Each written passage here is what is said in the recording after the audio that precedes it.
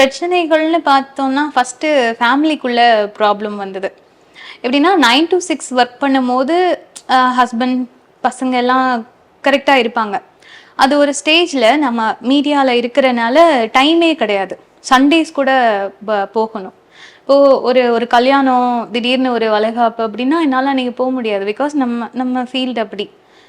Sometimes வந்து 10 மணி வரைக்கும் வேலை செஞ்சா கூட வீட்ல ஹஸ்பண்ட்ஸ், பசங்கலாம் சைலண்டா இருப்பாங்க.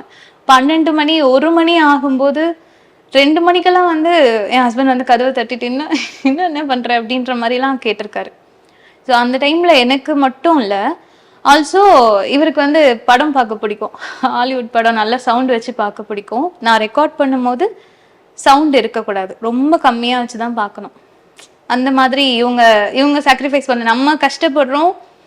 அதுக்கு ஃபேமிலி சப்போர்ட் கண்டிப்பா இல்லன்னா ஒண்ணும் பண்ண முடியாது. அவங்களும் டிவி சவுண்ட் கம்மியா வச்சுக்கணும்.